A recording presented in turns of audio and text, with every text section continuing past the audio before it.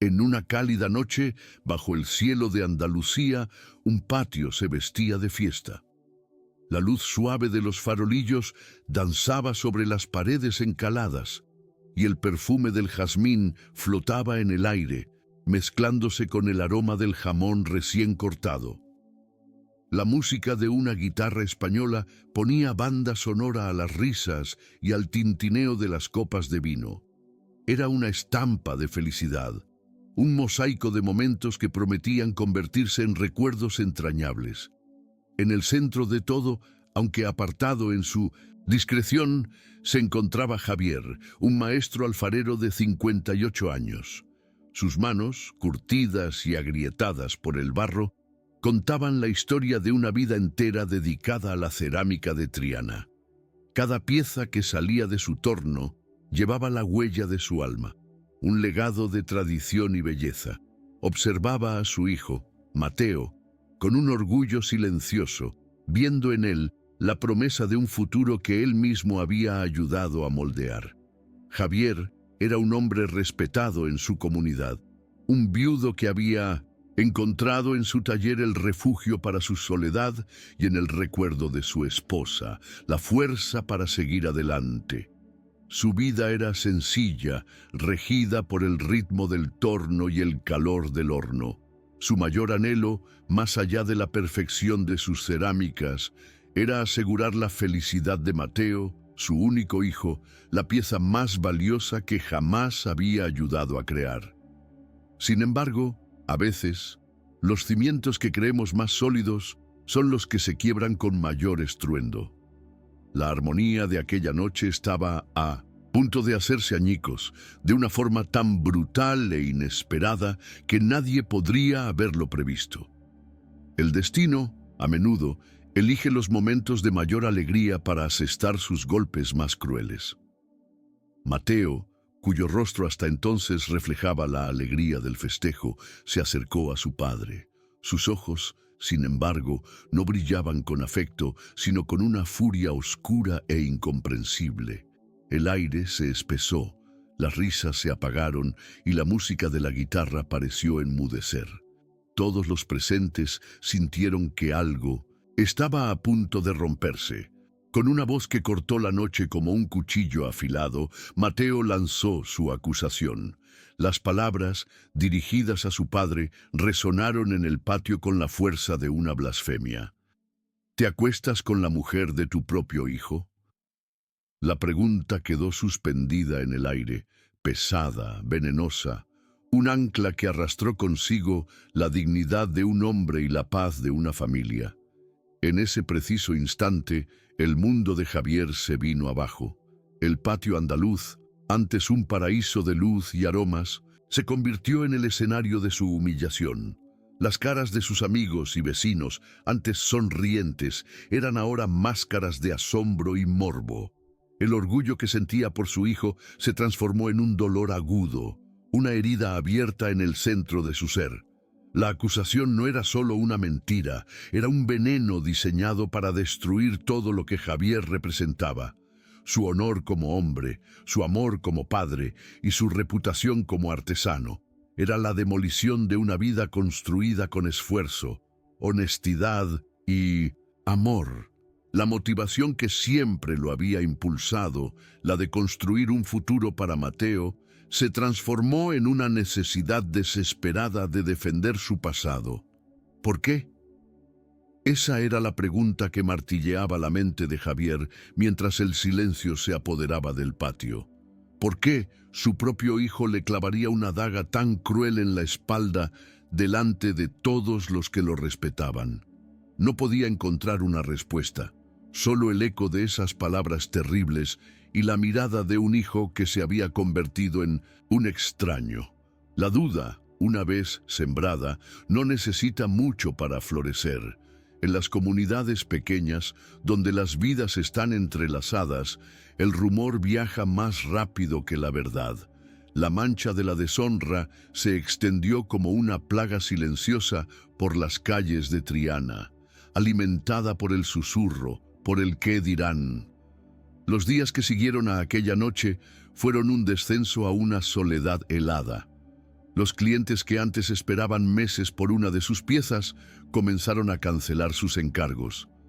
Las llamadas a su taller se volvieron escasas y el silencio en el lugar que antes era su santuario se hizo insoportable.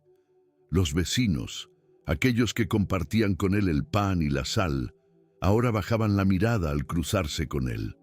El saludo cordial fue reemplazado por un silencio incómodo, por una prisa repentina para entrar en sus casas. Javier se convirtió en un fantasma en su propio barrio, perseguido por las sombras de una mentira que no comprendía. Su taller, aquel espacio lleno de luz, donde la arcilla cobraba vida en sus manos, se transformó en su prisión. El torno permanecía quieto, cubierto por una fina capa de polvo. El barro, que antes era una extensión de su voluntad, ahora se sentía inerte, ajeno.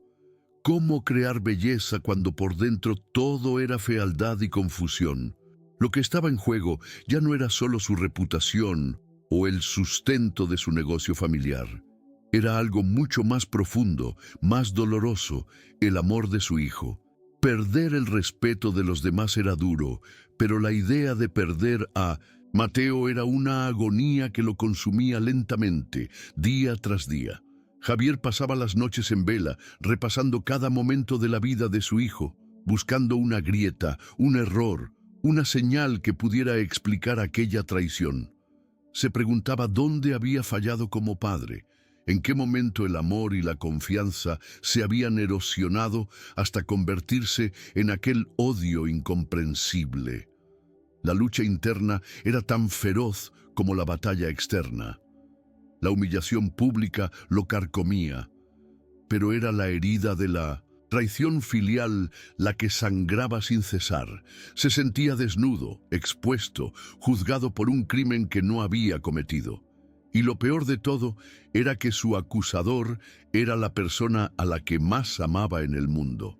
Si no lograba desentrañar el origen de aquella mentira, lo perdería todo. No solo el taller que había heredado de su padre, no solo el respeto de su gente, sino el mismo sentido de su existencia. Su vida, antes una obra de arte sólida y bien cocida, se había vuelto frágil como el barro crudo antes de entrar en el horno. Lo que Javier no sabía era que la fuerza que se oponía a él era más compleja y retorcida de lo que podía imaginar. No se trataba simplemente de un malentendido o de un arrebato de locura de su hijo.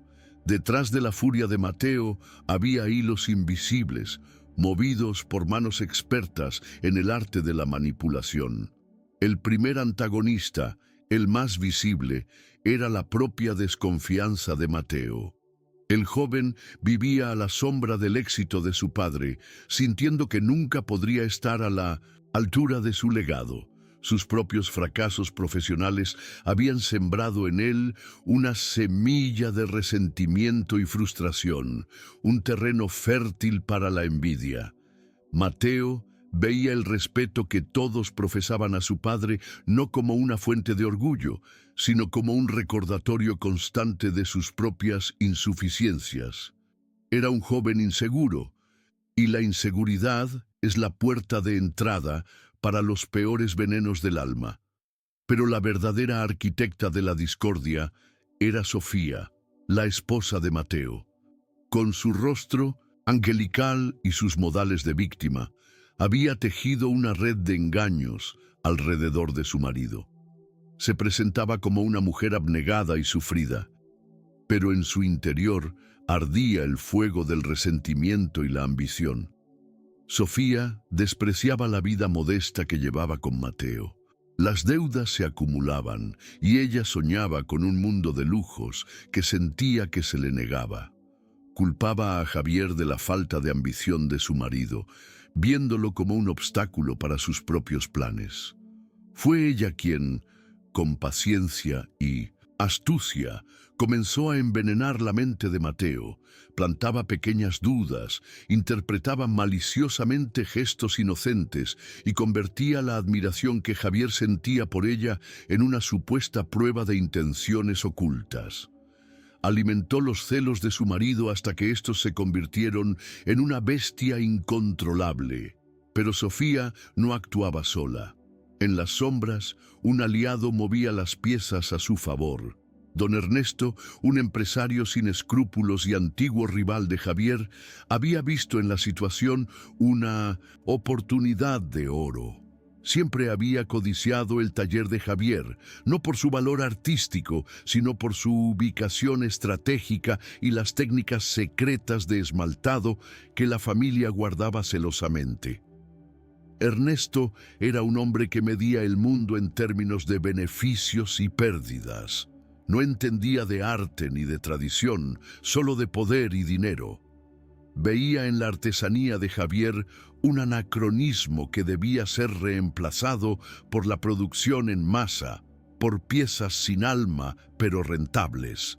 Él y Sofía formaron una alianza profana, unidos por la codicia y el resentimiento. Ernesto le prometió a Sofía una vida de lujos si le ayudaba a arruinar a Javier. Juntos orquestaron la caída del maestro alfarero, sembrando falsas pruebas y susurrando mentiras al oído de un Mateo cada vez más consumido por la duda. La acusación en el patio no fue un acto espontáneo, sino el clímax de un plan fríamente calculado. Querían destruir la reputación de Javier, aislarlo, llevarlo a la desesperación para que se viera forzado a vender su legado por una miseria. Mateo, cegado por sus propios demonios, se convirtió en el arma perfecta, un títere en manos de aquellos que solo buscaban su propia ganancia. Javier se enfrentaba, sin saberlo, no solo a la incomprensión de su hijo, sino a una conspiración tejida con la seda de la mentira y el acero de la crueldad. Su batalla no era solo por la verdad, sino por la supervivencia contra fuerzas que deseaban verlo reducido a cenizas. Forzado a salir de su caparazón de dolor y silencio, Javier sintió que algo cambiaba en su interior. La resignación inicial, esa pesada capa de tristeza que lo había inmovilizado, comenzó a resquebrajarse. Debajo de ella, una llama que creía extinguida volvía a arder, la de la dignidad. El hombre orgulloso y reservado, que siempre había dejado que su trabajo hablara por él, comprendió que esta vez el silencio era su enemigo. Tenía que aprender a luchar de una forma que nunca había imaginado. No con el barro y el fuego, sino con la palabra y la astucia. Su primera decisión fue volver a abrir el taller, no para trabajar, pues sus manos aún no respondían a su voluntad creativa, sino para habitar su espacio, para no ceder ni un centímetro de su vida a la mentira. Limpió el polvo del torno, ordenó las herramientas y se sentó en su viejo taburete, respirando el aroma familiar de la arcilla húmeda. Este simple acto fue una declaración de guerra. Fue su manera de decir al mundo y a sí mismo que no estaba vencido. A partir de ese momento, su dolor se transformó en una fría determinación. Ya no se trataba solo de defenderse, sino de entender. Necesitaba respuestas, no para vengarse, sino para poder sanar. Comenzó a investigar, a tirar de los hilos invisibles que habían conducido a la catástrofe. Empezó a observar con otros ojos, a escuchar no solo lo que se decía, sino también lo que se callaba. Releyó las conversaciones pasadas, los gestos, las miradas, buscando la pieza que no encajaba en el puzzle. Se dio cuenta de que su aislamiento autoimpuesto solo beneficiaba a sus enemigos. Con humildad, un sentimiento que su orgullo a menudo le había dificultado, decidió buscar ayuda. Se acercó a viejos amigos, aquellos que, a pesar de la duda, no le habían dado la espalda por completo. Uno de ellos era Antonio, un carpintero jubilado con una mente tan afilada como sus formones. Escuchó la historia de Javier sin juzgar, con la paciencia del artesano que conoce los secretos de la materia. Fue él quien le sugirió que buscara pruebas, que no se fiara de las apariencias.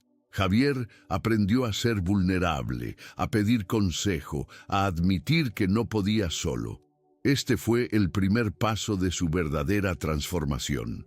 El alfarero que creaba formas perfectas a partir del caos del barro, ahora tenía que encontrar la verdad en el caos de la mentira. En su búsqueda, se dio cuenta de algo doloroso.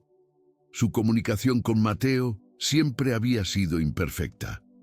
Se basaba en expectativas no dichas, en un amor que se daba por sentado, pero que rara vez se expresaba con palabras claras. Le había enseñado a su hijo el oficio, pero quizás había olvidado enseñarle a entender su corazón. Comprendió que había criado a Mateo a su imagen y semejanza, esperando que siguiera sus pasos sin preguntarle cuáles eran sus propios sueños. El éxito de Javier, que para él era un regalo para su hijo, para Mateo había sido una carga, una sombra de la que no podía escapar. Esta revelación no disminuyó el dolor de la traición, pero le abrió una nueva perspectiva. Entendió que para recuperar a su hijo, primero debía entenderlo. Y para que Mateo pudiera ver la verdad, no podía imponérsela. Tenía que guiarlo para que él mismo la descubriera. El camino era largo y estaba lleno de obstáculos. Cada pista que encontraba parecía llevar a un callejón sin salida. Las conversaciones con personas del entorno de Mateo y Sofía eran un campo de minas, lleno de evasivas y lealtades divididas. Pero Javier perseveró. La misma paciencia que aplicaba al secado lento de una pieza delicada, la aplicó a su investigación. Observó los gastos de Sofía que no se correspondían con los ingresos de la pareja. Notó las visitas discretas de don Ernesto al barrio, siempre con la excusa de buscar nuevas oportunidades de negocio. Poco a poco, las piezas comenzaron a encajar. El resentimiento de Sofía, la ambición de Ernesto y la inseguridad de Mateo formaban un triángulo tóxico. La mentira no había nacido de la nada, había sido cuidadosamente cultivada. Javier pasó de ser un padre que esperaba respeto a un hombre que luchaba por recuperarlo, no solo ante los demás, sino ante sí mismo. En el proceso, descubrió una fortaleza interior que no provenía de la arcilla ni del fuego, sino de la increíble resiliencia del espíritu humano cuando lucha por la verdad y el amor. La investigación de Javier lo llevó a sospechar que la clave podría estar dentro de su propio taller. Recordó a Elena, una joven aprendiz que había despedido meses atrás por recomendación de Sofía, quien la había acusado de pequeños hurtos. En su momento, Javier confió en su nuera, pero ahora la duda lo asaltaba. Decidió buscar a Elena. La encontró trabajando en una pequeña tienda de recuerdos para turistas, con la mirada triste de quien ha sido tratado injustamente. Al principio, la joven se mostró desconfiada y herida, pero la sinceridad en los ojos de Javier la convenció para hablar. Elena le confesó que nunca había robado nada. Fue Sofía quien la había amenazado, exigiéndole que le contara los secretos del negocio y los detalles de los clientes de Javier. Al negarse, Sofía orquestó su despido para colocar a alguien de su confianza en el taller. Pero Elena había sido más lista. Antes de irse, sospechando que algo oscuro se tramaba, había instalado una pequeña grabadora de audio en la oficina, oculta en una vieja vasija. No sabía si seguiría allí o si tendría batería, pero era una posibilidad, una pequeña luz en la inmensa oscuridad. Con el corazón latiendo con fuerza, Javier regresó al taller. Buscó la vasija y con manos temblorosas encontró el pequeño dispositivo. La batería estaba casi agotada, pero quedaba una última grabación. Al presionar el botón de reproducción, el aire se llenó con las voces que confirmarían sus peores temores. La grabación era una conversación entre Sofía y don Ernesto. En ella, Sofía se jactaba de cómo había manipulado a Mateo, de cómo lo había convencido de la infidelidad de su padre. Ernesto, por su parte, le daba instrucciones. Hablaban del precio del taller y de cómo forzarían a Javier a vender. Era la prueba irrefutable de la conspiración. Historias como esta nos recuerdan la fuerza que reside en nosotros, incluso cuando no la vemos. Nos enseñan que la verdad, por muy enterrada que esté, siempre lucha por salir a la luz. Si este mensaje resuena contigo y crees que puede inspirar a otros, te invitamos a suscribirte al canal para ayudarnos a continuar sembrando esperanza. Con la grabación en su poder, Javier sintió un peso liberarse de sus hombros, pero también una profunda tristeza. La confirmación de la traición era tan dolorosa como la traición misma. Ahora tenía que decidir cómo usar esa verdad, no como un arma de venganza, sino como una herramienta de sanación. La oportunidad perfecta se presentó con el Salón Nacional de Artesanía en Madrid. Era el evento más prestigioso del país, un escaparate crucial para cualquier artesano. A pesar de su situación, Javier había sido invitado a participar, un último gesto de respeto de la organización hacia su trayectoria. Sabía que don Ernesto estaría allí, presumiendo de sus piezas industriales, producidas en serie y carentes de alma. Sabía que sería el escenario perfecto, no para una humillación pública, sino para una revelación necesaria.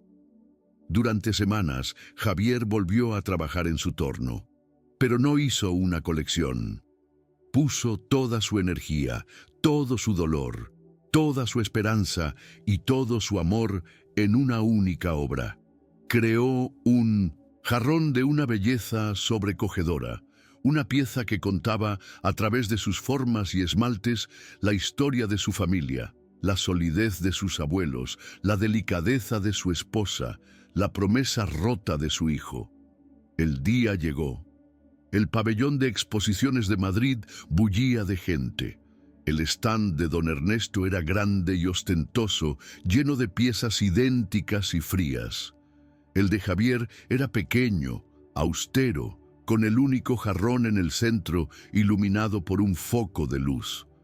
La pieza atraía todas las miradas por su belleza y su melancolía. Don Ernesto, confiado en su victoria, se paseaba por el salón como un pavo real. Mateo estaba allí, arrastrado por Sofía, con la mirada perdida y el semblante de un hombre atormentado por la culpa y la confusión. En el momento álgido del evento, cuando los jueces y la prensa se congregaban, Javier pidió la palabra. Con una calma que sorprendió a todos, no habló de traiciones ni de mentiras. Habló del significado de la artesanía, de la verdad que se esconde en el barro, de cómo cada pieza cuenta la historia de quien la crea. Y entonces, mientras sostenía su obra maestra, dijo: «Este jarrón cuenta mi historia». Pero a veces las historias necesitan ser escuchadas para ser comprendidas. Conectó un pequeño altavoz a la grabadora y el sonido llenó el silencio del pabellón. Las voces de Sofía y Ernesto resonaron, claras y crueles. La confesión de su plan, de su manipulación, de su codicia. El murmullo de la multitud se convirtió en un silencio sepulcral, roto solo por el sonido de la verdad saliendo a la luz. La reacción fue inmediata y devastadora. El rostro de don Ernesto se descompuso, pasando de la arrogancia a la incredulidad y finalmente al pánico. Sofía, pálida como la cera, intentó huir, pero las miradas de desprecio de la gente la rodearon como un muro. Pero la mirada más importante era la de Mateo. Mientras escuchaba la grabación, su rostro reflejaba una agonía insoportable. Cada palabra era un golpe que derribaba el castillo de mentiras en el que había vivido. Vio la manipulación de la que había sido víctima, la crueldad de la mujer que amaba y, lo más terrible de todo, el monstruo en el que él mismo se había convertido. Cuando la grabación terminó, Mateo no miró a Sofía ni a Ernesto. Sus ojos, llenos de un arrepentimiento que parecía ahogarlo, buscaron a su padre. Vio al hombre al que había humillado, de pie, digno, con un dolor infinito, pero sin una pizca de odio en su mirada. En un acto de desesperación y vergüenza, Mateo se enfrentó a Sofía. No hubo gritos, solo una pregunta rota. ¿Por qué? La falta de respuesta fue la confirmación final. La verdad, al fin, había reclamado su lugar. La caída de los conspiradores fue tan rápida como su ascenso. Sofía desapareció esa misma noche, tragada por la vergüenza de su propia maldad. Don Ernesto fue expuesto como un fraude, su reputación destruida y su negocio abocado a la ruina. La justicia, a veces, encuentra caminos inesperados. Javier recuperó su honor. Los pedidos volvieron a fluir, los vecinos volvieron a saludarlo y el respeto regresó a su vida. Pero nada de eso importaba realmente. La única victoria que anhelaba era la que aún no se había producido. En medio del pabellón que se vaciaba, padre e hijo se quedaron solos, separados por un abismo de dolor y palabras no dichas. Mateo se acercó lentamente al jarrón, a la obra de su padre. Sus dedos rozaron la superficie esmaltada, siguiendo las líneas que contaban su propia historia, su propia caída. No hubo palabras. El perdón que Mateo necesitaba pedir era demasiado grande para ser verbalizado. En su lugar, las lágrimas comenzaron a brotar de sus ojos, lágrimas de profunda vergüenza, de un arrepentimiento que nacía de lo más hondo de su alma rota. Javier se acercó y sin decir nada, lo abrazó. No fue un abrazo de triunfo ni de reproche. Fue un abrazo de padre, un gesto que decía: estás roto, pero podemos reconstruirte, juntos. En ese abrazo, la fractura que había dividido a su familia comenzó, por fin, a cicatrizar. El regreso a casa fue silencioso. El camino de vuelta no era solo geográfico, sino un viaje hacia un nuevo comienzo. No volverían a ser como antes. La inocencia perdida no se recupera, pero podían aspirar a ser algo diferente, algo más fuerte, forjado en el fuego del dolor y templado por la solidez de la verdad. Los meses siguientes fueron un lento proceso de reconstrucción. Mateo comenzó a trabajar en el taller junto a su padre, no como un heredero, sino como un aprendiz. Tenía que volver a aprenderlo todo, no solo la técnica del barro, sino los fundamentos de la confianza y el respeto. Trabajaban en silencio la mayor parte del tiempo, dejando que el lenguaje de las manos y la arcilla hablara por ellos. En cada pieza que moldeaban juntos, depositaban un poco de su dolor, de su arrepentimiento, de su esperanza. El taller se convirtió en un santuario de sanación. Poco a poco, las palabras regresaron. Conversaciones torpes al principio, luego más fluidas. Hablaron del pasado, no para reabrir heridas, sino para entenderlas y limpiarlas. Mateo habló de su inseguridad, de su envidia, de su ceguera. Javier habló de sus expectativas, de su falta de comunicación, de sus propios errores como padre. Descubrieron que el amor no había muerto, solo había sido sepultado bajo capas de mentiras y dolor. Y con paciencia, día a día, pieza a pieza, lo estaban desenterrando. Estaban creando una nueva relación, más honesta, más consciente, más real. El jarrón que Javier había creado para el Salón de Madrid nunca fue puesto a la venta. Ocupaba un lugar de honor en el taller, no como un trofeo de una batalla ganada, sino como un recordatorio de lo frágil que es la confianza y de la fuerza que se necesita para reconstruirla. La historia de Javier y Mateo nos enseña que la confianza es el verdadero cimiento de una familia.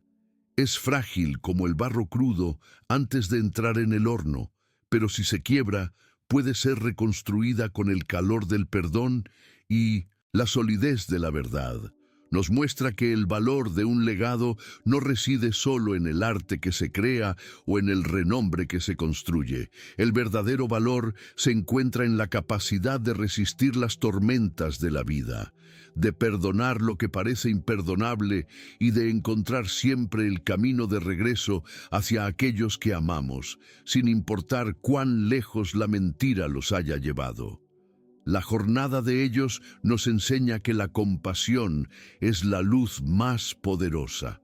Si deseas que más historias como esta iluminen otros corazones, tu suscripción al canal nos da la fuerza para continuar esta misión. Gracias por acompañarnos. En una cálida noche, bajo el cielo de Andalucía, un patio se vestía de fiesta. La luz suave de los farolillos danzaba sobre las paredes encaladas, y el perfume del jazmín flotaba en el aire, mezclándose con el aroma del jamón recién cortado. La música de una guitarra española ponía banda sonora a las risas y al tintineo de las copas de vino. Era una estampa de felicidad, un mosaico de momentos que prometían convertirse en recuerdos entrañables. En el centro de todo, aunque apartado en su discreción, se encontraba Javier, un maestro alfarero de 58 años. Observaba a su hijo, Mateo, con un orgullo silencioso, viendo en él la promesa de un futuro que él mismo había ayudado a moldear. De repente, la armonía se quebró. Mateo se acercó, pero sus ojos no brillaban con afecto, sino con una furia oscura. Con una voz que cortó la noche como un cuchillo, lanzó su acusación. ¿Te acuestas con la mujer de tu propio hijo? La pregunta quedó suspendida en el aire, pesada, venenosa, un ancla que arrastró consigo la dignidad de un hombre y la paz de una familia. En ese preciso instante, el mundo de Javier se vino abajo. Él era un viudo respetado, un artesano cuyo taller era el corazón del barrio. Su vida era su trabajo y la memoria de su esposa, pero su mayor anhelo era la felicidad de Mateo. ¿Cómo podía defenderse un hombre cuando la daga que lo hería era empuñada por la persona a la que más amaba en el mundo? El patio, antes un paraíso de luz y aromas, se convirtió en el escenario de su humillación. Las caras de sus amigos y vecinos, antes sonrientes, eran ahora máscaras de asombro y morbo. El orgullo que sentía por su hijo se transformó en un dolor agudo, una herida abierta en el centro de su ser. La acusación no era solo una mentira, era un veneno diseñado para destruir todo lo que Javier representaba: su honor, su legado y su tradición. Antes de aquella noche, la vida de Javier transcurría con el ritmo sereno de su torno de alfarero. Sus manos, curtidas y agrietadas por el barro, contaban la historia de una vida entera dedicada a la cerámica de Triana. Cada pieza que salía de su taller llevaba la huella de su alma. Su taller no era solo un lugar de trabajo, era un santuario, un refugio donde la soledad de su viudez se transformaba en belleza y creación. Su mayor obra, sin embargo, no era de arcilla, era Mateo, su único hijo, Javier. Había volcado en él todas sus esperanzas, soñando con que un día sus manos tomaran el relevo y continuaran el legado familiar. Le había enseñado los secretos del oficio, la paciencia del artesano, el respeto por el fuego que da vida a la cerámica. Pero quizás, en su afán por moldear al alfarero, había descuidado al hombre. Lo que Javier no veía o no quería ver era la lucha silenciosa que libraba su hijo. Mateo vivía a la sombra del éxito de su padre. El respeto que todos profesaban a Javier era para él un recordatorio constante de sus propias insuficiencias. Sus propios intentos profesionales habían fracasado, sembrando en su interior una semilla de frustración que crecía en la oscuridad, alimentada por la envidia y la inseguridad.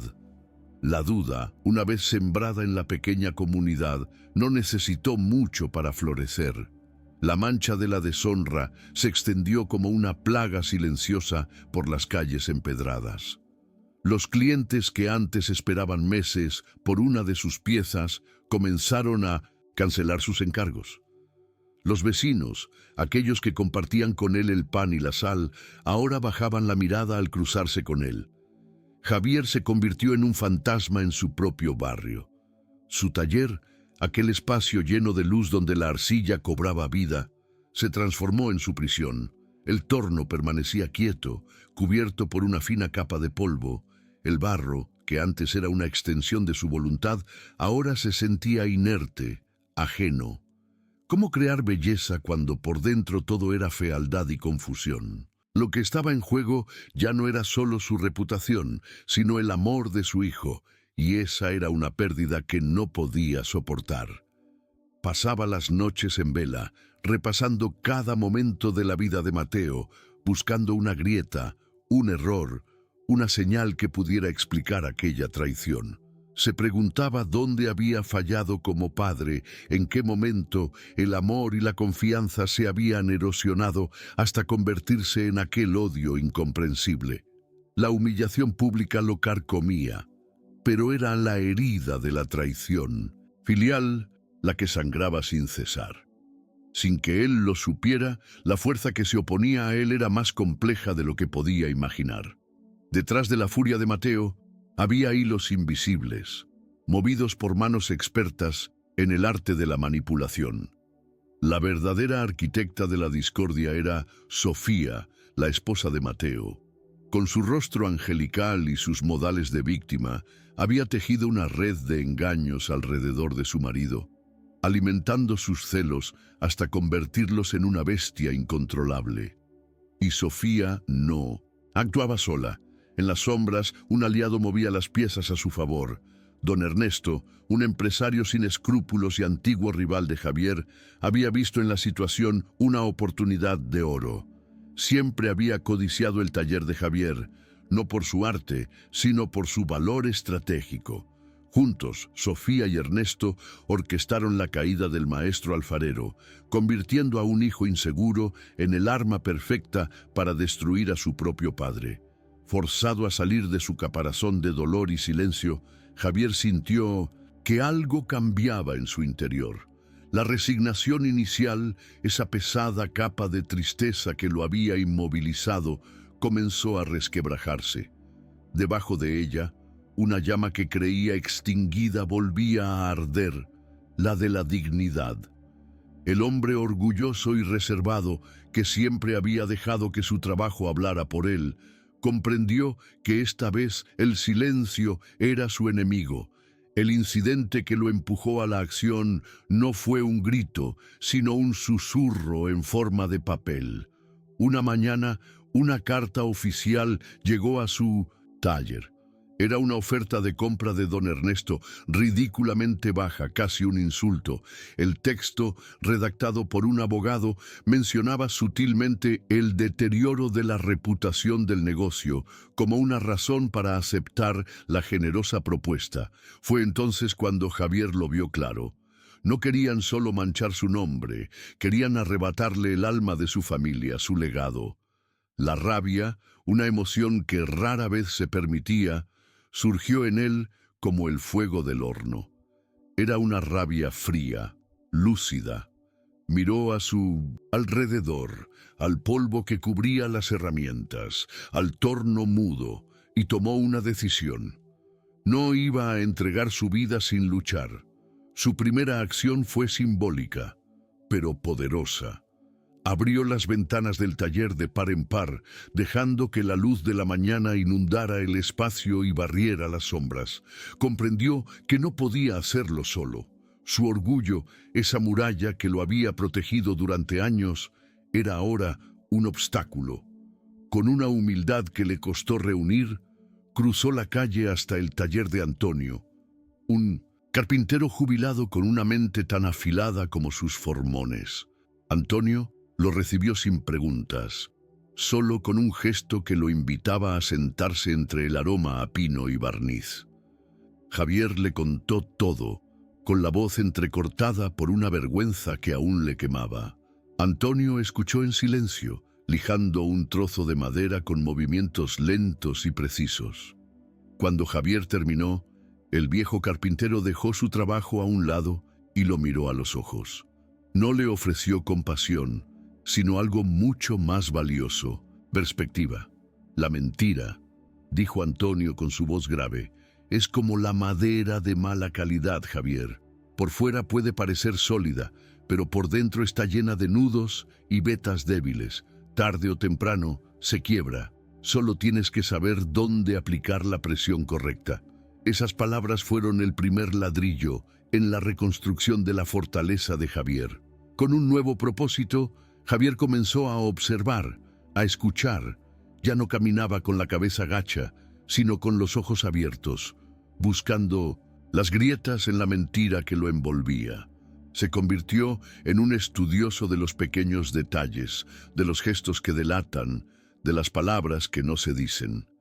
La paciencia que aplicaba al secado lento de una pieza delicada, ahora la aplicaba a su investigación. Notó las compras de Sofía, vestidos y joyas que no se correspondían con los ingresos de la pareja. Vio el coche de don Ernesto aparcado discretamente en una calle cercana a la casa de su hijo en más de una ocasión. Eran hilos sueltos, pero si tiraba de ellos, quizás el tejido del engaño comenzaría a deshacerse. Cada paso, sin embargo, se encontraba con un muro de silencio. Los amigos de Mateo, antes cordiales con él, ahora lo evitaban con excusas torpes.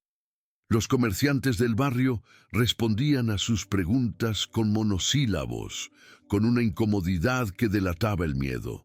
El veneno de la calumnia había infectado a toda la comunidad, y Javier se sentía como un médico sin antídoto. El golpe más duro llegó una tarde, cuando se cruzó con Mateo en la plaza. La esperanza de ver un atisbo de duda en los ojos de su hijo se desvaneció al instante. Mateo lo miró con una frialdad que le heló la sangre. «Déjanos en paz», le dijo, con la voz cargada de un resentimiento que parecía ensayado. «Ya has hecho suficiente daño». Aquella noche, la soledad volvió a visitarlo, más cruel que nunca. Se sentó en su taller, rodeado de las obras de toda una vida, y por primera vez se preguntó si merecía la pena seguir luchando. ¿De qué servía limpiar su nombre ante el mundo si la persona por la que lo hacía ya lo había condenado? Fue en ese abismo de desesperación donde encontró una dolorosa claridad. Se dio cuenta de que su comunicación con Mateo siempre había sido imperfecta. Se basaba en expectativas no dichas, en un amor que se daba por sentado, pero que rara vez se expresaba con palabras claras. Le había enseñado a su hijo el oficio, pero quizás había olvidado enseñarle a entender su corazón. Comprendió que había criado a Mateo a su imagen y semejanza, esperando que siguiera sus pasos sin preguntarle cuáles eran sus propios sueños.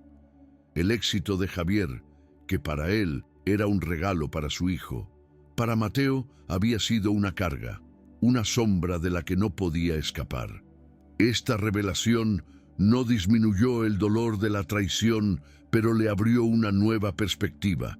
Entendió que para recuperar a su hijo, primero debía entenderlo, y para que Mateo pudiera ver la verdad, no podía imponérsela. Tenía que guiarlo para que él mismo la descubriera. Esta comprensión transformó su lucha. Ya no buscaba venganza, buscaba la redención, no solo la suya, sino también la de su hijo. Con esta nueva determinación, su mente se enfocó. Dejó de pensar en la acusación y empezó a recordar los meses previos. Un recuerdo, antes insignificante, volvió a él con una fuerza renovada. El despido de Elena, una joven y talentosa aprendiz. Había sido Sofía quien insistió en que la despidiera, acusándola de pequeños hurtos que nunca fueron probados. En su momento, Javier confió ciegamente en su nuera. Ahora, esa confianza le parecía una ingenuidad imperdonable. Tenía que encontrarla. La búsqueda no fue fácil. Elena había dejado el barrio, herida y humillada. Tras varios días de preguntar a antiguos compañeros, Javier la localizó trabajando en una pequeña tienda de recuerdos para turistas en el centro de Sevilla, con la mirada triste de quien ha sido tratado injustamente. Al principio, la joven se mostró desconfiada y herida. Ver a Javier era reabrir una herida que apenas había empezado a cicatrizar, pero el hombre que tenía delante no era el maestro severo que la había despedido. Era un hombre roto, con una sinceridad en los ojos que desarmaba cualquier defensa. Le pidió perdón, un perdón que nacía del alma, por no haberla escuchado, por no haberla defendido. Conmovida por su arrepentimiento, Elena decidió hablar. Le confesó que nunca había robado nada. Fue Sofía quien la había amenazado, exigiéndole que le contara los secretos del negocio y los detalles de los clientes de Javier. Al negarse, Sofía orquestó su despido, inventando los robos para colocar a alguien de su confianza en el taller. Javier escuchaba y cada palabra era una pieza más en el rompecabezas de la traición. Pero entonces Elena le reveló algo que lo cambió todo. Antes de irse, sospechando que algo oscuro se tramaba, había hecho algo impulsivo. Había escondido una pequeña grabadora de audio en la oficina, oculta dentro de una vieja vasija rota que se usaba como portalápices. No sabía si seguiría allí, ni si tendría batería, pero era una posibilidad, una pequeña luz en la inmensa oscuridad. Con el corazón latiendo con una fuerza que no sentía en años, Javier regresó al taller. Se sentía como un arqueólogo a punto de desenterrar una verdad perdida. Buscó la vasija y con manos temblorosas rebuscó en su interior. Allí estaba, un pequeño dispositivo negro. El pulso se le aceleró. ¿Funcionaría? Presionó el botón de reproducción. Un leve siseo llenó el silencio. Y luego, voces. Las voces que confirmarían sus peores temores y al mismo tiempo su única esperanza. Era una conversación entre Sofía y don Ernesto. En ella, Sofía se jactaba de cómo había manipulado a Mateo, de cómo lo había convencido de la infidelidad de su padre. Ernesto, por su parte, le daba instrucciones, hablaban del precio del taller y de cómo forzarían a Javier a vender. Era la prueba irrefutable de la conspiración. Mientras la grabación llegaba a su fin, Javier no sintió alegría, sino una profunda y abrumadora tristeza. La verdad era más cruel de lo que había imaginado, pero junto a la tristeza, sintió como una fuerza nueva nacía en su interior. Ya no era una víctima a la deriva. Ahora tenía un mapa, un rumbo. Tenía la verdad en sus manos y con ella la oportunidad de reconstruir su mundo. Historias como esta nos recuerdan la fuerza que reside en nosotros, incluso cuando no la vemos. Nos enseñan que la verdad, por muy enterrada que esté, siempre lucha por salir a la luz. Si este mensaje resuena contigo y crees que puede inspirar a otros, te invitamos a suscribirte al canal para ayudarnos a continuar sembrando esperanza. La oportunidad perfecta se presentó con el Salón Nacional de Artesanía en Madrid. Era el evento más prestigioso del país, un escaparate crucial para cualquier artesano. A pesar de su situación, Javier había sido invitado a participar, un último gesto de respeto de la organización hacia su trayectoria. Sabía que don Ernesto estaría allí, presumiendo de sus piezas industriales producidas en serie y carentes de alma. Sabía que sería el escenario perfecto, no para una humillación pública, sino para una revelación necesaria. Durante semanas, Javier volvió a trabajar en su torno, pero no hizo una colección. Puso toda su energía, todo su dolor, toda su esperanza y todo su amor en una única obra. creó un jarrón de una belleza sobrecogedora, una pieza que contaba, a través de sus formas y esmaltes, la historia de su familia, la solidez de sus abuelos, la delicadeza de su esposa, la promesa rota de su hijo y la esperanza de una reconstrucción. El día llegó. El pabellón de exposiciones de Madrid bullía de gente, de conversaciones y del eco de pasos sobre el suelo pulido. El stand de don Ernesto era grande y ostentoso, un despliegue de luces frías sobre piezas idénticas y sin vida. El de Javier, en cambio, era un pequeño rincón de silencio y calidez, austero, con una simple tela de lino oscuro como fondo, y en 1200, el centro, iluminado por un único foco de luz, el jarrón. La pieza atraía todas las miradas, no por su tamaño, sino por la profunda emoción que emanaba. Don Ernesto, confiado en su victoria, se paseaba por el salón como un pavo real, recibiendo felicitaciones y cerrando tratos. Sofía iba a su lado, aferrada al brazo de Mateo, con una sonrisa forzada en el rostro.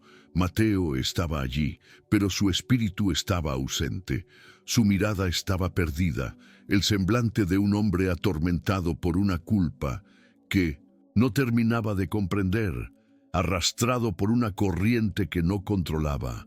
En el momento álgido del evento, cuando los jueces y la prensa se congregaban para anunciar los premios, Javier pidió la palabra. Subió a la pequeña tarima con una calma que sorprendió a todos, especialmente a aquellos que conocían su calvario. No había en él rastro del hombre humillado. Había la dignidad serena del roble que ha soportado la tormenta. Con una voz clara y firme, no habló de traiciones ni de mentiras. Habló del significado de la artesanía, de la verdad que se esconde en el barro, de cómo cada pieza cuenta la historia de quien la crea, con sus alegrías y sus cicatrices. Sus palabras crearon un silencio respetuoso a su alrededor. Lentamente se acercó a su stand y tomó en sus manos su obra maestra, sosteniéndola con la delicadeza con que se sostiene una vida. Y entonces, mientras sostenía el jarrón, dijo: «Esta pieza cuenta mi historia.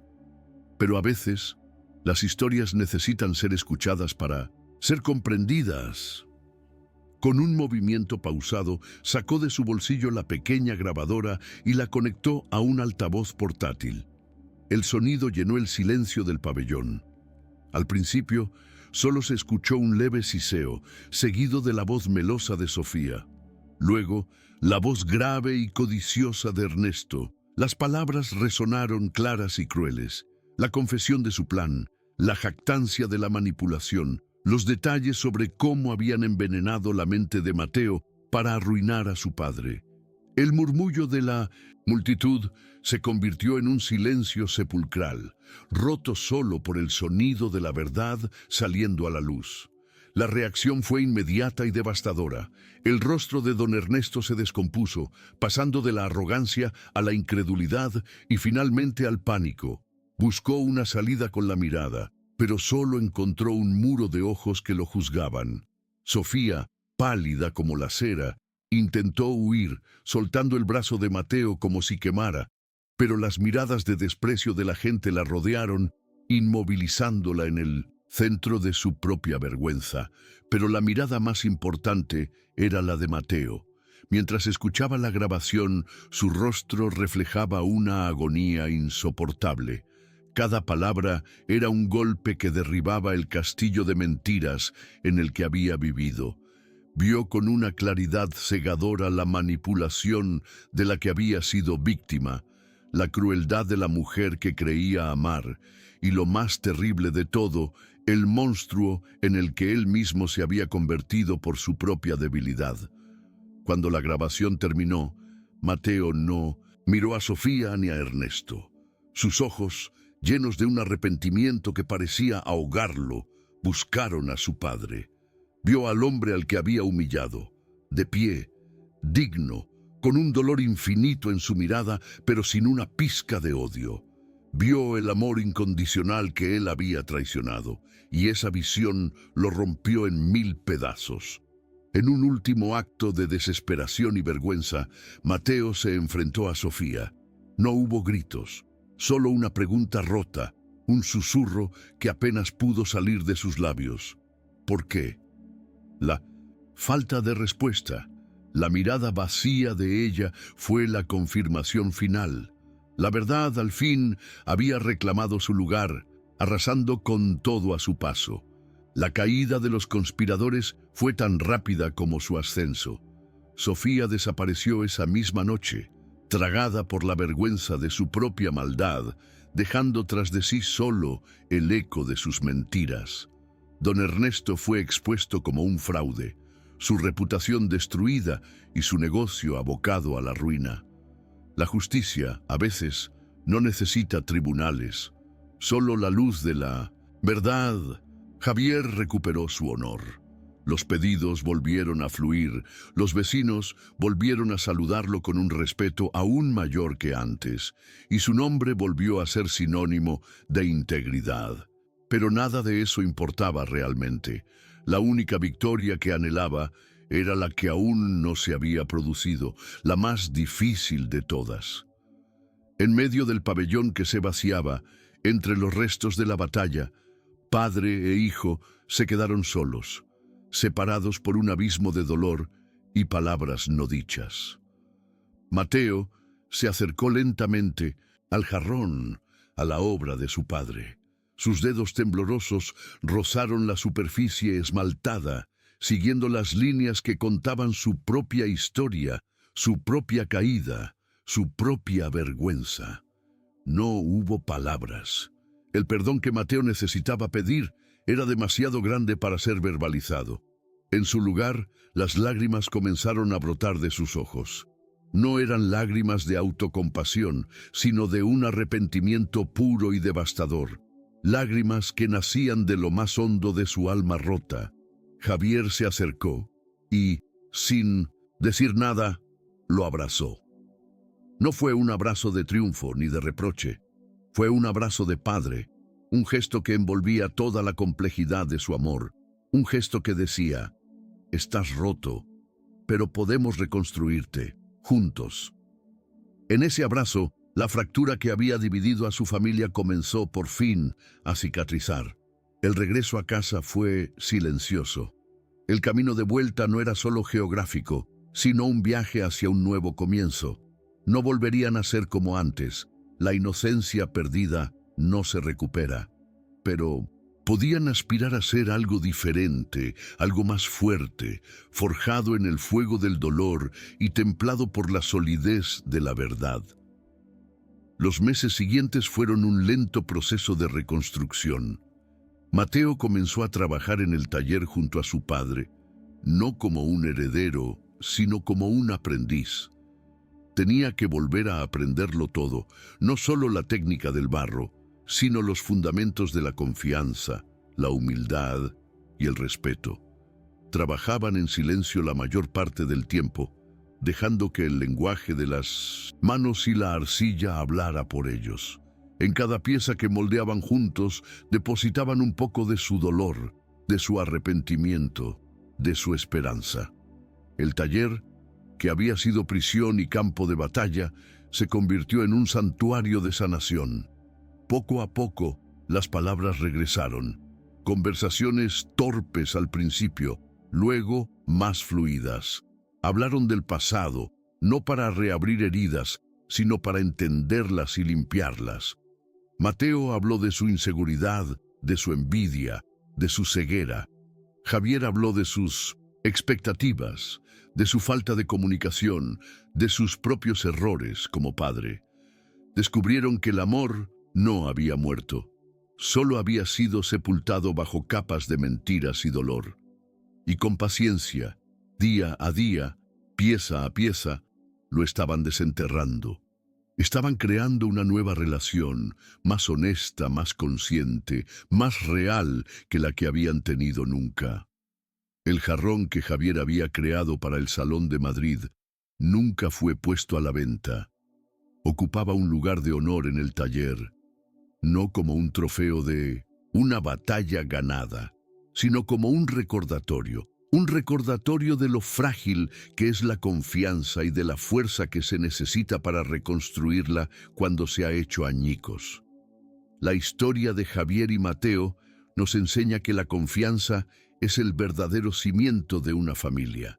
Es frágil como el barro crudo antes de entrar en el horno, pero si se quiebra, puede ser reconstruida con el calor del perdón y la solidez de la verdad. Nos muestra que el valor de un legado no reside solo en el arte que se crea o en el renombre que se construye. El verdadero valor se encuentra en la capacidad de resistir las tormentas de la vida, de perdonar lo que parece imperdonable y de encontrar siempre el camino de regreso hacia aquellos que amamos, sin importar cuán lejos la mentira los haya llevado. La jornada de ellos nos enseña que la compasión es la luz más poderosa. Si deseas que más historias como esta iluminen otros corazones, tu suscripción al canal nos da la fuerza para continuar esta misión. Gracias por acompañarnos. El viaje de regreso desde Madrid fue un largo y denso silencio. Padre e hijo, sentados uno al lado del otro en la vieja furgoneta, estaban separados por un abismo de palabras no dichas. El motor era el único sonido que se atrevía a romper la quietud, un zumbido monótono que medía los kilómetros que los alejaban del campo de batalla y los acercaban a las ruinas de lo que una vez fue su hogar. En la parte de atrás, cuidadosamente envuelto en mantas, viajaba el jarrón. No era un trofeo de guerra, sino un testigo silencioso de la fractura y la frágil esperanza de la reconstrucción. Mateo mantenía la vista fija en la carretera, pero no la veía. En su mente se repetía una y otra vez la grabación, las caras de asombro, el desprecio en los ojos de la gente y, sobre todo, la mirada de su padre. Una mirada que no contenía triunfo, sino un dolor tan profundo que a Mateo le resultaba insoportable. Cada kilómetro recorrido era un paso más hacia una realidad que no sabía cómo enfrentar. La vergüenza era un peso físico, una armadura que le oprimía el pecho y le impedía respirar. Javier, por su parte, sentía el peso de la victoria, y era un peso amargo. Había recuperado su nombre, pero ¿a qué precio? Miraba de reojo a su hijo, a ese hombre que era un extraño lleno de cicatrices que él mismo, sin saberlo, había ayudado a crear. No sentía rabia ni deseos de reproche. Sentía un cansancio inmenso, el agotamiento del que ha luchado no solo contra sus enemigos, sino también contra el amor herido por su propio hijo. Sabía que la parte más difícil no había sido la batalla pública, sino la que estaba a punto de comenzar en la intimidad de su taller. La noticia de lo ocurrido en Madrid viajó más rápido que ellos. Cuando llegaron a Triana, el aire era diferente. La caída de don Ernesto fue fulminante. Sus socios lo abandonaron, los bancos le cerraron el crédito y su imperio de piezas sin alma se desmoronó como un castillo de naipes. Su nombre se convirtió en sinónimo de fraude. De Sofía nadie volvió a saber.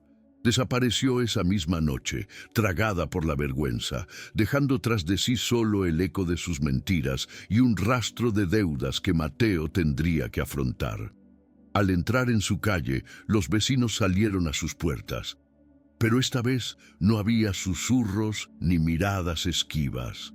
Había un silencio respetuoso, casi reverencial. Algunos bajaban la cabeza, avergonzados de su propia duda. Otros asentían con la cabeza, un gesto que valía más que 1000 palabras de disculpa. Antonio, el viejo carpintero, estaba en la puerta de su taller. No dijo nada, simplemente levantó una mano en un saludo lento y solemne. La comunidad, a su manera, estaba pidiendo perdón. El taller los recibió con su familiar aroma a arcilla y tierra húmeda. Para Javier, volver a entrar fue como respirar por primera vez tras haber estado a punto de ahogarse. Para Mateo, fue como entrar en un templo que había profanado. Se quedó en el umbral, incapaz de dar un paso más, sintiéndose indigno de pisar aquel suelo sagrado. Javier, sin decir palabra, entró, abrió las ventanas y dejó que la luz y el aire fresco barrieran las últimas sombras del conflicto. Los días que siguieron fueron un lento y delicado ritual. No hubo grandes conversaciones ni dramáticas escenas de perdón. La sanación comenzó de la única manera que ambos conocían, a través del trabajo. Al tercer día, Mateo entró en el taller temprano, antes de que saliera el sol. No se acercó al torno de su padre. Tomó una escoba y comenzó a barrer el suelo con una meticulosidad casi ceremonial. Limpió el polvo de cada estante, organizó las herramientas, preparó el barro. Actos humildes de un penitente. Javier lo observaba desde la puerta, con el corazón encogido. Comprendió que su hijo no estaba simplemente limpiando el taller, estaba intentando limpiar su alma. Dejó que lo hiciera, entendiendo que Mateo necesitaba reconstruir su valor desde los cimientos más básicos. Cuando Mateo terminó, sus ojos se encontraron por un instante. No hubo palabras, solo un entendimiento tácito. El aprendiz había regresado. Comenzaron a trabajar juntos, en un silencio que ya no era tenso, sino meditativo. El único sonido era el rítmico girar del torno y el suave chapoteo del agua sobre el barro. Javier enseñaba y Mateo aprendía como si fuera la primera vez. Volvió a aprender a centrar la arcilla, a sentir su pulso, a guiarla con paciencia y firmeza. Cada pieza que lograba levantar sin que se derrumbara era una pequeña victoria contra el caos que llevaba dentro.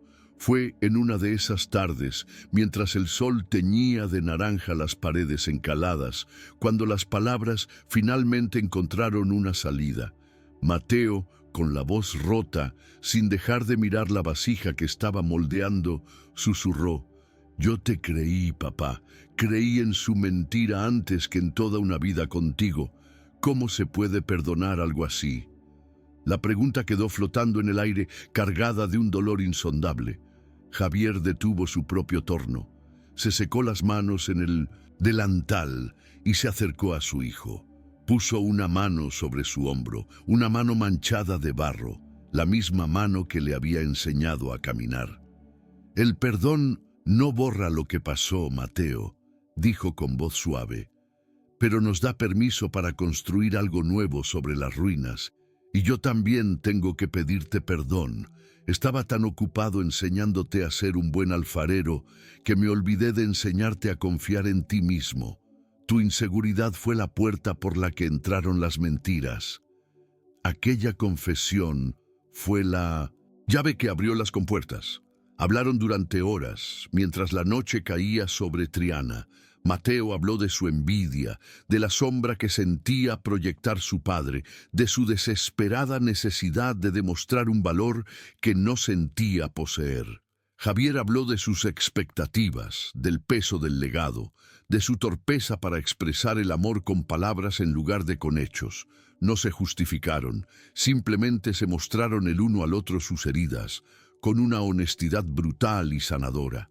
Descubrieron que el amor no había muerto, solo había sido sepultado bajo capas de malentendidos, resentimiento y dolor.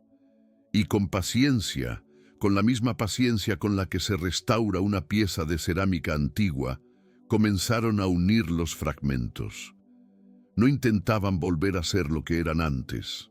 Eso era imposible. Estaban creando algo nuevo, una relación más fuerte, más consciente, forjada en el fuego de la prueba más dura. Los pedidos volvieron al taller, más numerosos que nunca. La historia de Javier se había convertido en una leyenda en el mundo de la artesanía, un símbolo de integridad y resiliencia. Pero para él, el mayor logro no eran los encargos ni el reconocimiento. Era ver a su hijo volver a sonreír mientras trabajaba a su lado, ver cómo sus manos, antes temblorosas por la culpa, ahora moldeaban el barro con una nueva confianza. El jarrón que lo había empezado todo nunca fue puesto a la venta. Ocupaba un lugar de honor en una pequeña hornacina del taller. No era un recordatorio de la traición, sino de la redención. Cada vez que sus ojos se posaban en él, no veían la historia de una mentira, sino la prueba de que incluso las piezas más rotas pueden ser reconstruidas y que a menudo las cicatrices que quedan tras la reparación las hacen infinitamente más valiosas. La arcilla, como el corazón, guarda memoria, pero es el fuego del perdón el que la hace fuerte para siempre. El viaje de regreso desde Madrid fue un largo y denso silencio. Padre e hijo, sentados uno al lado del otro en la vieja y furgoneta, estaban separados por un abismo de palabras no dichas. El motor era el único sonido que se atrevía a romper la quietud, un zumbido monótono que medía los kilómetros que los alejaban del campo de batalla y los acercaban a las ruinas de lo que una vez fue su hogar. En la parte de atrás, cuidadosamente envuelto en mantas, viajaba el jarrón. No era un trofeo de guerra, sino un testigo silencioso de la fractura y la frágil esperanza de la reconstrucción. Mateo mantenía la vista fija en la carretera, pero no la veía. En su mente se repetía una y otra vez la grabación, las caras de asombro, el desprecio en los ojos de la gente y, sobre todo, la mirada de su padre, una mirada que no contenía triunfo, sino un dolor tan profundo que a Mateo le resultaba insoportable. Cada kilómetro recorrido era un paso más hacia una realidad que no sabía cómo enfrentar. La vergüenza era un peso físico, una armadura que le oprimía el pecho y le impedía respirar. Javier, por su parte, sentía el peso de la victoria. Y era un peso amargo. Había recuperado su nombre, pero ¿a qué precio? Miraba de reojo a su hijo, a ese hombre que era un extraño lleno de cicatrices que él mismo, sin saberlo, había ayudado a crear. No sentía rabia ni deseos de reproche. Sentía un cansancio inmenso, el agotamiento del que ha luchado no solo contra sus enemigos, sino también contra el amor herido por su propio hijo. Sabía que la parte más difícil no había sido la batalla pública, sino la que estaba a punto de comenzar en la intimidad de su taller. La noticia de lo ocurrido en Madrid viajó más rápido que ellos. Cuando llegaron a Triana, el aire era diferente. La caída de don Ernesto fue fulminante. Sus socios lo abandonaron, los bancos le cerraron el crédito y su imperio de piezas sin alma se desmoronó como un castillo de naipes. Su nombre se convirtió en sinónimo de fraude. De Sofía nadie volvió a saber. Desapareció esa misma noche, tragada por la vergüenza, dejando tras de sí solo el eco de sus mentiras y un rastro de deudas que Mateo tendría que afrontar. Al entrar en su calle, los vecinos salieron a sus puertas, pero esta vez no había susurros ni miradas esquivas. Había un silencio respetuoso, casi reverencial. Algunos bajaban la cabeza, avergonzados de su propia duda. Otros asentían con la cabeza, un gesto que valía más que 1000 palabras de disculpa. Antonio, el viejo carpintero, estaba en la puerta de su taller. No dijo nada. Simplemente levantó una mano en un saludo lento y solemne. La comunidad, a su manera, estaba pidiendo perdón. El taller los recibió con su familiar aroma a arcilla y tierra húmeda. Para Javier, volver a entrar fue como respirar por primera vez tras haber estado a punto de ahogarse. Para Mateo fue como entrar en un templo que había profanado. Se quedó en el umbral, incapaz de dar un paso más, sintiéndose indigno de pisar aquel suelo sagrado. Javier, sin decir palabra, entró, abrió las ventanas y dejó que la luz y el aire fresco barrieran las últimas sombras del conflicto. Los días que siguieron fueron un lento y delicado ritual. No hubo grandes conversaciones, ni dramáticas escenas de perdón. La sanación comenzó de la única manera que ambos conocían, a través del trabajo. Al tercer día, Mateo entró en el taller temprano antes de que saliera el sol. No se acercó al torno de su padre. Tomó una escoba y comenzó a barrer el suelo con una meticulosidad casi ceremonial. Limpió el polvo de cada estante, organizó las herramientas, preparó el barro, actos humildes de un penitente. Javier lo observaba desde la puerta con el corazón encogido.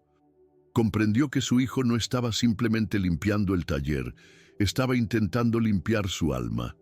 Dejó que lo hiciera, entendiendo que Mateo necesitaba reconstruir su valor desde los cimientos más básicos. Cuando Mateo terminó, sus ojos se encontraron por un instante.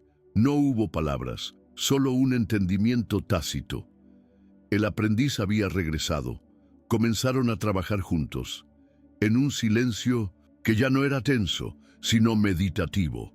El único sonido era el rítmico girar del torno y el suave chapoteo del agua sobre el barro.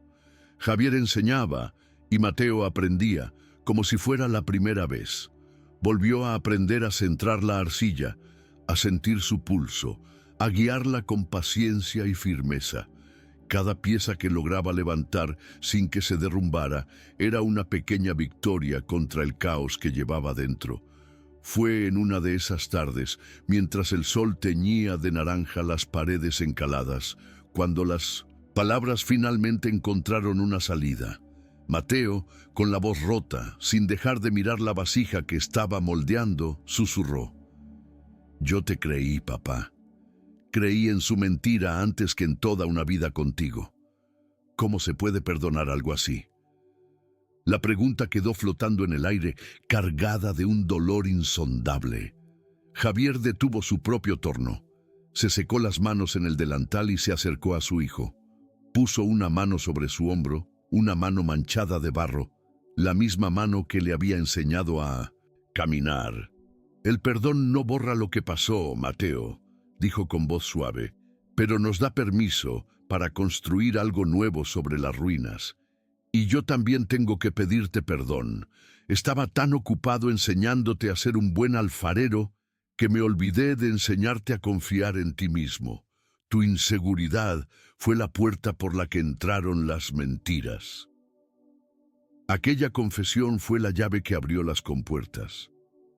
Hablaron durante horas, mientras la noche caía sobre Triana. Mateo habló de su envidia, de la sombra que sentía proyectar su padre, de su desesperada necesidad de demostrar un valor que no sentía poseer. Javier habló de sus expectativas, del peso del legado, de su torpeza para expresar el amor con palabras en lugar de con hechos. No se justificaron, simplemente se mostraron el uno al otro sus heridas, con una honestidad brutal y sanadora. Descubrieron que el amor no había muerto, solo había sido sepultado bajo capas de malentendidos, resentimiento y dolor. Y con paciencia, con la misma paciencia con la que se restaura una pieza de cerámica antigua, comenzaron a unir los fragmentos. No intentaban volver a ser lo que eran antes.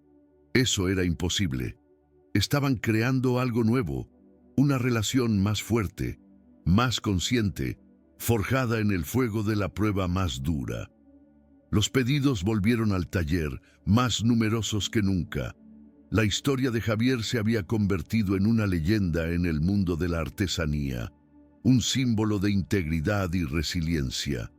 Pero para él, el mayor logro no eran los encargos ni el reconocimiento. Era ver a su hijo volver a sonreír mientras trabajaba a su lado, ver cómo sus manos, antes temblorosas por la culpa, ahora moldeaban el barro con una nueva confianza. El jarrón que lo había empezado todo nunca fue puesto a la venta. Ocupaba un lugar de honor en una pequeña hornacina del taller. No era un recordatorio de la traición, sino de la redención.